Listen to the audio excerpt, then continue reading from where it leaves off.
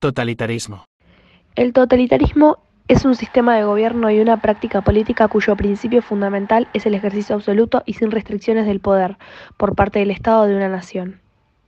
Restringe severamente las libertades individuales y construye un modelo de sociedad homogéneo, implacable y coercitivo. El totalitarismo es una forma específica de dictadura. En este contexto no existe oposición posible y absolutamente todo se somete a los designios del partido gobernante. Obviamente es incompatible con cualquier forma de democracia, ya que pone al Estado mismo por encima de todo, haciendo de él un fin en sí mismo. La figura de un líder o un presidente del partido resulta clave en este tipo de regímenes y su oposición representa la encarcelación, represión o muerte. Un ejemplo de régimen totalitario fue el fascismo dirigido por Mussolini. Mussolini. Benito Amilcare Andrea Mussolini, conocido como Benito Mussolini, nació en Predapio el 29 de julio de 1883.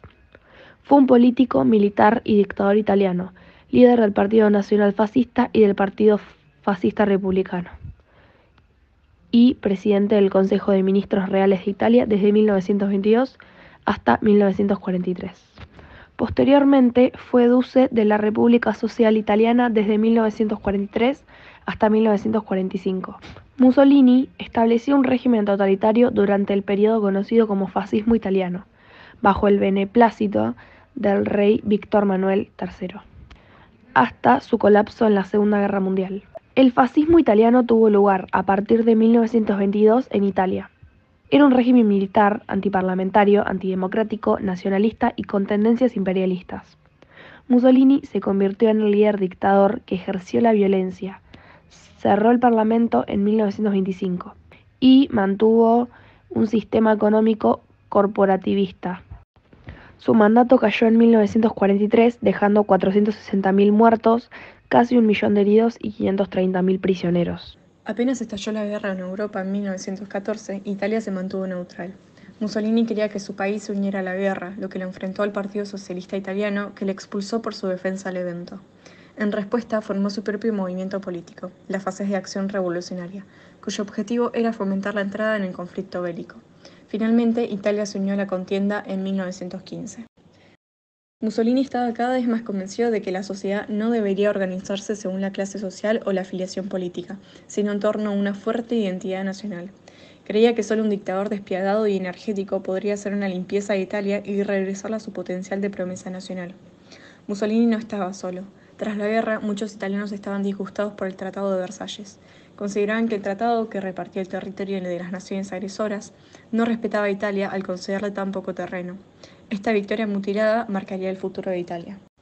Mussolini esperaba traducir el descontento de la nación en éxito político, pero el joven partido sufrió una humillante derrota en las elecciones parlamentarias de ese año. Mussolini solo obtuvo 2.420 votos frente a los 1.8 millones del Partido Socialista, lo que alegró a los enemigos de Milán, que celebraron un falso funeral en su honor. Sin inmutarse, Mussolini empezó a cortejar a otros grupos enfrentados a los socialistas, industriales y comerciales que temían huelgas y paros, terratenientes rurales que temían perder sus tierras y miembros de partidos políticos que temían la creciente popularidad del socialismo. Los nuevos y poderosos aliados de Mussolini ayudaron a financiar el ala paramilitar de su movimiento, conocida como los Camisas Negras. Aunque Mussolini profesaba estar en contra de la opresión y la censura de todo tipo, el grupo pronto se hizo conocido por su disposición a utilizar la violencia para obtener beneficios políticos. Los Camisas Negras aterrorizaron a los socialistas y a los enemigos personales de Mussolini en todo el país. El año 1920 fue sangriento, con los fascistas marchando por las ciudades, golpeando e incluso matando a los líderes sindicales y tomando de facto el control de la autoridad local. Pero el gobierno italiano, que compartía la enemistad de los fascistas con los socialistas, hizo poco para frenar la violencia. Aunque en realidad Mussolini solo controlaba una fracción de los milicianos, su imagen de dureza contribuyó a forjar su reputación de líder poderoso y autoritario, capaz de respaldar sus palabras con acciones violentas y decisivas.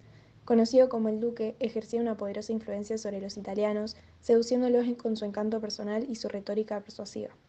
En 1921, Mussolini obtuvo un escaño en el Parlamento e incluso fue invitado a formar parte del gobierno de coalición por el primer ministro italiano, quien supuso que Mussolini pondría en orden a sus camisas negras una vez que se le diera una parte del poder político. En cambio, Mussolini pretendía utilizar a sus camisas negras para tener el control absoluto. A finales de 1921, Mussolini transformó el grupo en el Partido Nacional Fascista, convirtiendo un movimiento que había contado con unos 30.000 miembros en 1920 en un partido político con 320.000 miembros. Aunque le había declarado la guerra al Estado, el gobierno italiano no pudo disolver el partido y se mantuvo al margen mientras los fascistas se apoderaban de la mayor parte del norte de Italia. Mussolini vio su oportunidad en el verano de 1922. Los socialistas habían anunciado una huelga para que el Estado pusiera fin a la violencia fascista. El dictador citó la huelga como prueba de que el gobierno era débil e incapaz de gobernar. Con nuevos partidarios que querían la ley y el orden, decidió que era el momento de tomar el poder. En la marcha sobre Roma, Mussolini envió sus batallones fascistas a marchar hacia la capital y tomar el control. Como el rey pensó que Mussolini podría instaurar la estabilidad, se negó a firmar la orden que habría movilizado a las tropas italianas contra los fascistas. Y el 30 de octubre, Mussolini se convirtió en el primer ministro y ordenó a sus hombres que desfilaran ante la residencia del rey al salir de la ciudad. El rey, agotado por la guerra mundial y un estado de casi guerra civil en Italia, había asumido que Mussolini impondría el orden, pero en 3 años el hombre fuerte se convirtió en un dictador absoluto y Víctor Manuel le dejó hacer lo que quería. A lo largo de los años Mussolini incrementó su propio poder al tiempo que recortó los derechos civiles de la población y sus ambiciones imperiales llevaron a Italia a ocupar la isla griega de Corfú, a invadir Etiopía y a aliarse con la Alemania nazi, lo que acabó provocando el asesinato de 8.500 italianos en el Holocausto. La misión de Mussolini sería su perdición. Aunque llevó a Italia a la Segunda Guerra Mundial como potencia del eje alineada con el aparentemente imparable Adolf Hitler, presidió la destrucción de gran parte de su país. Víctor Manuel III convenció a los aliados más cercanos de Mussolini para que se volvieran contra él y el 25 de julio de 1943 consiguieron finalmente apartarlo del poder y ponerlo bajo arresto. Tras una dramática fuga de la cárcel, Mussolini huyó a la Italia ocupada por la Alemania, donde bajo la presión de Hitler formó un débil y efímero estado títere. El 28 de abril de 1945, cuando se acercaba la victoria de los aliados, Mussolini intentó huir del país y fue interceptado por partisanos comunistas. Disfrazado de soldado alemán, con capote y casco y como miembro de falso de un convoy nazi al mando del teniente Stellmayer. Aquel convoy de desesperados fue detectado por los partisanos cerca del Dongo el 27 de abril. Cuando los partisanos revisaban la documentación de los detenidos, uno de ellos, Giuseppe Negri, reconoció a Mussolini y avisó a Lázaro. Lázaro, el jefe guerrillero, recordaría luego el aspecto del prisionero. Mussolini parecía completamente carente de voluntad, espiritualmente muerto. Lo llevaron a Dongo, donde pasó esa noche, en el cuartel local. A las 2:30 de la mañana se le unió Claretta, que pidió estar junto a él. Los cargaron en un Fiat 1100 y condujeron un tramo no muy extenso hasta el pueblo de Giulino de Mesegra.